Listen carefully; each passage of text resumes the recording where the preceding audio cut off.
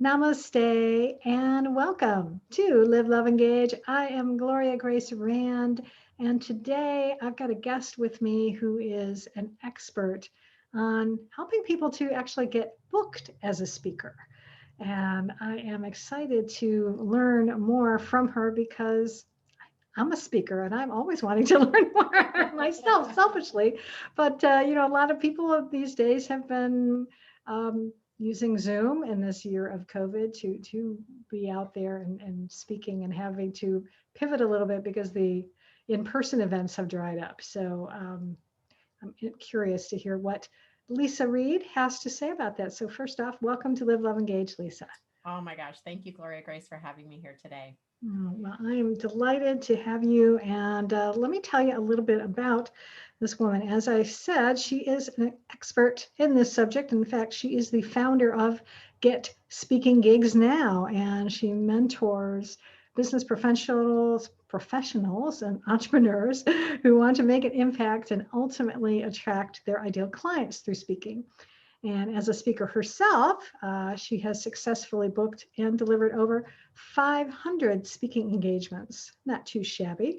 I've been busy. I've been busy. Yeah, absolutely. And in her book, Get Speaking Gigs Now, she actually shares her 7-step system to getting booked, staying booked, and attracting your ideal clients through speaking. And I'll just go ahead and say the website now, and I'll probably do it again at the end too. But if you go to getspeakinggigsnow.com, you'll be able to learn more about her. So, again, glad to have you here. And yeah, let's dive right into it because I know for me, I've been speaking for many years, and I know, and I've even attended trainings with different folks about actually like how to speak, number one, and come up with your signature story and things like that. And I actually had my speaking coach on the podcast earlier in the year, and I've also talked with another coach about the proper way of using your voice. But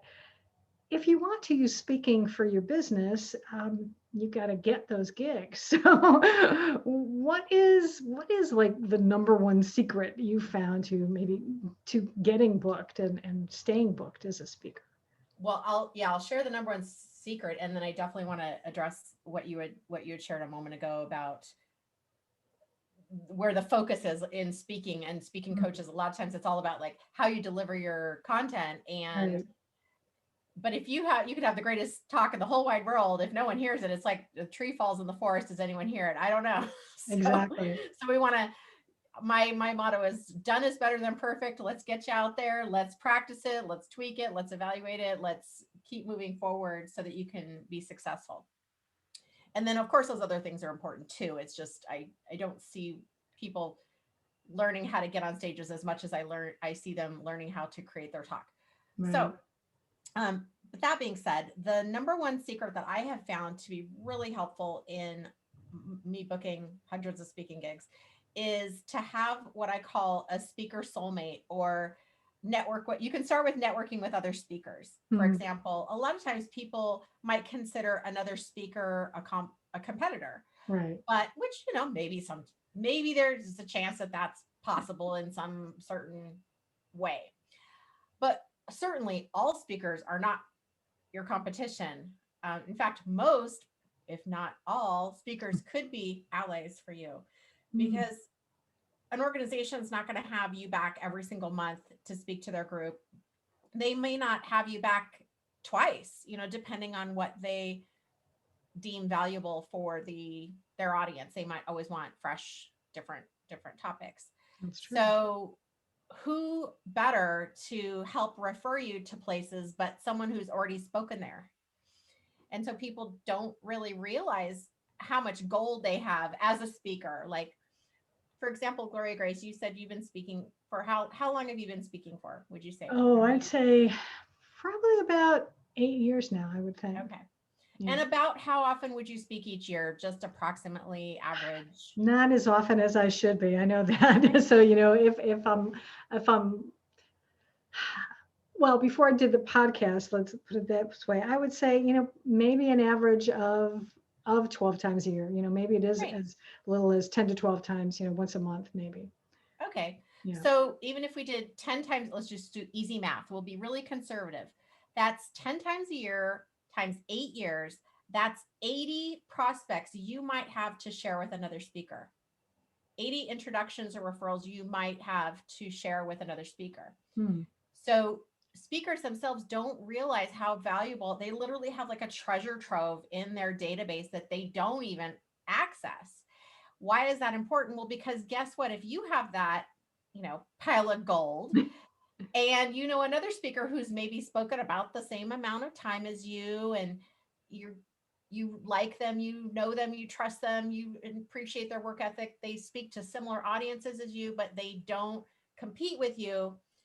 What would you think about having a collaboration meeting and saying, let's compare notes and see? I know this is 8 years ago, but maybe, they're still in business. They're still doing, what I'm saying? It's not 100%, Right. but that creating that relationship can be super valuable for you. That is gold, because I don't think I've heard anybody ever say that. And it's interesting because in other aspects of marketing in general, we talk about joint ventures and collaborating with, say I do copywriting, and I could maybe collaborate with a graphic designer, and where we could maybe, find a way to share clients. But to collaborate with other speakers and to really join forces with them, I think that is amazing. Yeah. Um, And it's free.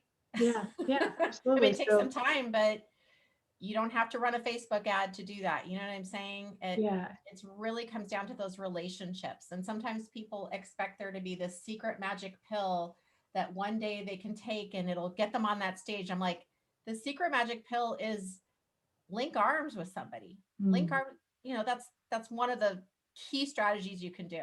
yeah, absolutely.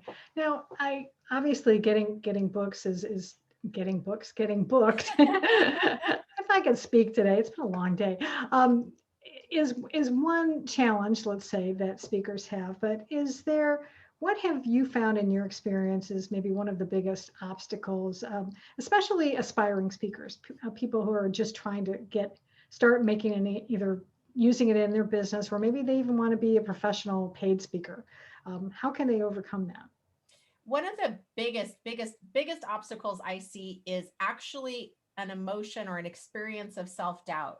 Mm, And how it shows up for speakers is they will tell me they've been working on their talk, or like, I want to be a speaker, but I'm still working on my signature talk. And I'll say, well, how long have you been working on your talk? And they're like, oh, a year, 2 years. I mean, it does not take that long. yeah, Okay. no, It, yeah, it doesn't. And that's the same as like writing a book and things like that. These are things that can stop us in our tracks if we're not sure. We have a certain level of uncertainty about, does the audience want to hear what I have to say? You could call it imposter syndrome, or just that mhm, self-doubt creeps in, and that's what it looks like. It looks like you not speaking on stage even though you want to. That's what self-doubt looks like. yeah, So self-doubt's like this big obstacle. And so one of the ways that I confront that right away, and we start, slashing, like, no, we're going to smash that to smithereens, is to get you to the next step. Is the first session that I'll do with any of my academy members is called Get Your Talk Ready to Rock. And we actually spend a certain amount of time together. It's actually much shorter than anyone ever believes me. I was like, they're amazed by how quick we can get this thing done. And we collaborate together to get them their talk. Not, and I don't want to say it's scripted, because I don't do it that way, and I yeah, don't recommend it for what I'm helping people with. right. But it's copywritten in the sense that they've got a title, they've got the description, they have the learning points. Because if they Mhm. don't have that, they won't be able to sell their wares, if you will. Like, Right, that's going yeah. to be the first thing someone asks for. And so they need to have that, but they also have to have, in my opinion, for the people that I work with who are usually using speaking as a way to market their business, Mhm. we need to have a monetization thread going through, meaning like, what is the point of this? How is this talk going to get, the clients or the prospects or whatever to that next level, to work with you, to invite them into your space, however that looks, obviously in a really caring, compassionate, professional way. Right. And that's another piece that a lot of time is is forgotten, left behind. It's like this great, amazing talk, and everyone says how incredible it is.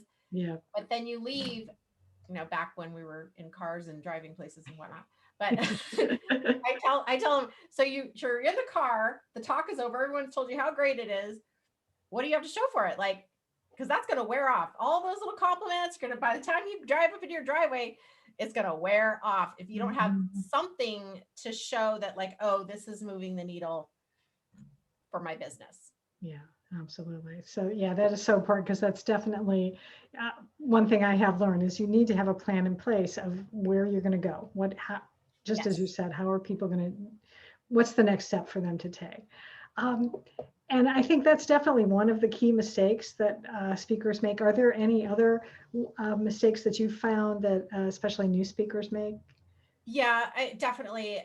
I'll even go back to that monetization piece really briefly, because it's usually just an afterthought. And what'll happen is that the speaker has spent so much time crafting this great story, and they're so excited, and they have all this knowledge they want to share.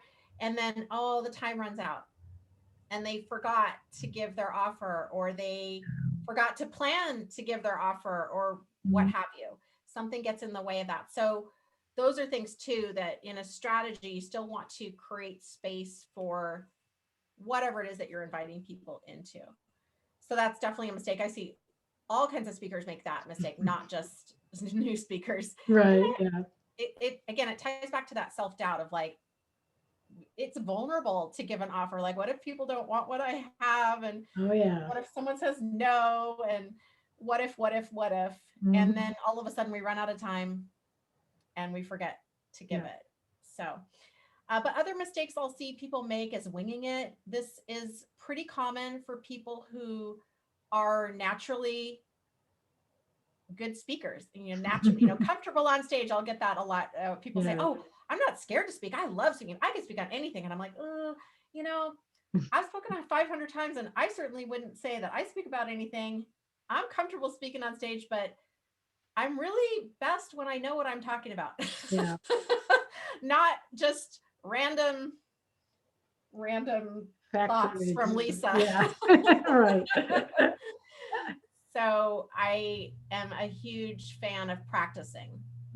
Again, another free thing you can do as a speaker that I see most, people don't always take advantage of, like, just practice. Anytime I have a new talk, I practice as many times as how many times? As many times as you need to feel comfortable, to get the kinks out. When you're newer, you're probably going to need to practice more than when you're seasoned. Absolutely. What mistakes do you see actually with people trying to book gigs? What are some of the common mistakes you see there? That is something that I see people not doing it. I mean, you don't ask, you don't get, right? Right, Gloria. It's like, we want all these speaking engagements, but we don't want to call anyone or email anyone. So that's the first mistake, is like not even asking at all. Okay. Because again, we go back to the self-doubt of like, oh, what if they say no, and I'm not good enough yet, and whatever comes up in our minds that stops us from things like that. The next one is making it all about you, or, like, I book speakers for my event every month. I've had a group for 7 years called the OC Speakers Network, because I live in Orange County, California. And now we're virtual, so it's not just OC anymore. But so for years, I book speakers just as much as I go out and get booked as well. And there's a certain feeling, and you've probably had this experience before, where you're a prospect. Have you ever felt like that, where that like someone just wants you to buy whatever they have? Exactly. And they don't really care about you? Yep. It's the same feeling I teach my clients not to create. Don't do that. Yeah. People are people, and this is a relationship business. Like, for example, one was like 3 months ago, I had posted something on LinkedIn, and I got an in message saying, we have to replace our speaker. You spoke for our group so many years ago. Would you be able to come back in? And it's next week. Are you available during this time? I happen to be available, thank goodness. Yeah. But that was because I kept up that relationship. I showed up, all those things that you're supposed to do, and she knew she could rely on me. So sometimes those kind of things happen. Yeah, absolutely. And I know I've definitely found in just booking guests for this show is that I do get now a lot of solicitations in my email, and sometimes it's just like, oh, here's why I would just be, the greatest guest, but they don't even reference that they've even listened to my podcast, and sometimes it's like, you're like totally not right for this show. It's like, if you've done a little bit of Exactly. homework, you would Exactly. know that, and you're just wasting your time and my time. It's like on LinkedIn, I'm getting more and more, it seems like every day, of somehow, because I have the word trainer on, I guess I have it somewhere on my profile. Profile. So it comes up on the search. So I will get IT and fitness trainer solicitations, meaning like, we have a great, I don't know why IT shows up because I certainly have no skills in that area. But they're like, we have IT positions for you, or we can help you get your fitness training clients, double your fitness training client. I'm like, you guys are, I don't have that. Yeah, and in fact, I need to start actually forwarding some emails from LinkedIn because I have public speaking as one of my skills, but I'm getting offers from people that they want me to teach them how to speak. And Oh it's like, yeah. well, I mean, I could, but I'm really not an expert in that. So maybe I'll start, just sending them your way, and some of Sure. my other contacts because it's like, yeah, I think they're all going. Yeah, I think that's under the Pro Finder thing. So maybe you take that, Yeah, you go back in there and check it to see if your settings are, yeah, a if little you can tweak it screwy. somehow. Yeah, I get those too. yeah. Well, let's talk about, a little bit about one of the reasons that people do speak is to, and you mentioned to be able to get them to do something like attracting new clients. So, Yeah. what are some ways that speakers can, some strategies that they can use to be able to use speaking as a way to get new clients? Yeah, and I call that like a monetization strategy. In fact, that's a whole module in my academy and a chapter in my book, because again, it's not always the thing that's talked about. And when I talk about money, it's not, I'm certainly not all about the money, but the more money that you make, the more impact you can make and the more people Right. you can help. And if you Yeah. wanted to donate money to a cause, if Hmm. the less money you have, the less people you can, you know what I'm saying? So Absolutely. it's Yeah. really kind of shifting our relationship with money Hmm. and making sure that you that it can come into your life. Yes. Like, and one example, I had a client who was starting out, and she's spiritual, uh, brilliant spiritual teacher, leader, and she didn't have. I said, so how are you? If you get a client, what are they going to do? Like, how are they going to pay you? And she's like, oh, well, I haven't set that up yet. I'm like, okay, well then that's the for you. You need to walk yourself over to that bank or get them on the phone and open that checking account, that business checking account. I mean, Yeah. this isn't what I coach on, but if we need to figure out how money is being stopped to coming into your life, then we're going to tackle that right away so Mhm. that you have that all Absolutely. cleared up and that you set up whatever that payment system is, PayPal, Square Up, Venmo. Yeah. I don't necessarily care which one that is as long as you're comfortable with it. Hmm. So that would be one, like step number one, make sure that we're good, that, we can check that off the list. Money can come into you. Great. Then we want to see, how do you feel about asking for something from stage, even a virtual stage, right? Right. What do you feel comfortable with? And that's another piece that I'll use my intuition as I'm collaborating with someone. I could give you a million ways to Sunday to do it. If you don't like any of those ideas, you will not do them. You're going to forget, you're going to lose the link, whatever. You'll sabotage yourself. So I want to make sure that each client I work with is crystal clear on how they want to set up that monetization strategy and that they're good with it. Like if you're not excited about your offer, no one else is going to be excited Oh either. yeah, that's for If sure. you're, yeah, it's all about like lowering the anxiety, increasing the confidence. Mhm. So increasing your odds, lowering your risk. So, and this can fluctuate. So sometimes I'll for those of you speakers who are listening or people who are wanting to be speakers, like you might need to stair step it in. And Jack Canfield, who I adore, I love listening to him. He shares about the first time he became a paid speaker, and he talks about like the first time he asked for money, and he was like, kind of had that little gulp. And Yep. then he goes, and they said yes.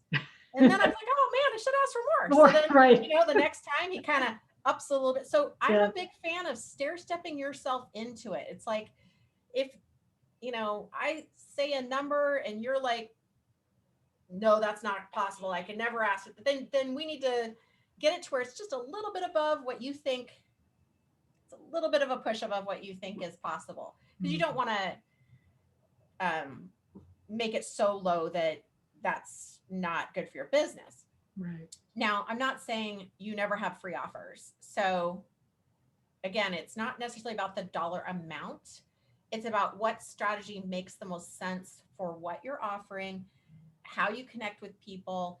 Quite often, I will offer a strategy session, because when I speak with people, well, if someone comes into my academy, it's a very intimate relationship. Like, I want to make sure that whatever that speaker is wanting and needing to be successful is something that I can provide to them. Okay.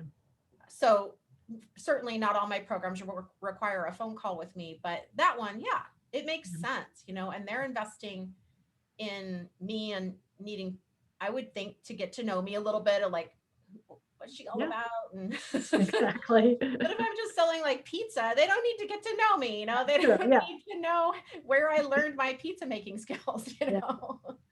So it just depends. Yeah, absolutely. Now, as I mentioned at the beginning, and I've talked to a lot of speakers on the program that have had to pivot, and because they're having to look for more online opportunities, Yeah. As opposed to the in-person, because we're recording this in November, and things are, even now some of the states are starting to lock down a little bit more, because as the cases of COVID have gone up. So do you have any particular advice for speakers on how they can actually look for specifically like online opportunities? Well, pretty much everything's online right now. So here's what's super cool. Here's the good news. Okay. Lots of good news coming, which we all appreciate right about now. Yes. Number one, since April, so now it's November, since April, I've given over 50 virtual talks. Okay. So I want to say the good news is there is no shortage of opportunities here. It is a free for all. Let me tell you, it's a free for all. Another piece of good news is that if you have been in any way limited by where you live, or getting on a plane, or having to pay for a hotel, or whatever you thought in terms of getting to that location was an obstacle, is no longer an obstacle. I've spoken in multiple states over the past 6 months without having to get on a plane, literally like click computer on, done, and it's great. Yeah. So your reach is exponential right now. There's no limitations. Another good news is that we're all, for the most part, I think most entrepreneurs, certainly people, and coaches, are using Zoom to coach their clients. I mean, we are getting pretty well versed. In fact, Gloria Grace, you just shared a really cool tip with me before we got on the call. Like, it's, oh, cool. We're always learning and improving our virtual presence. And so you're prepared.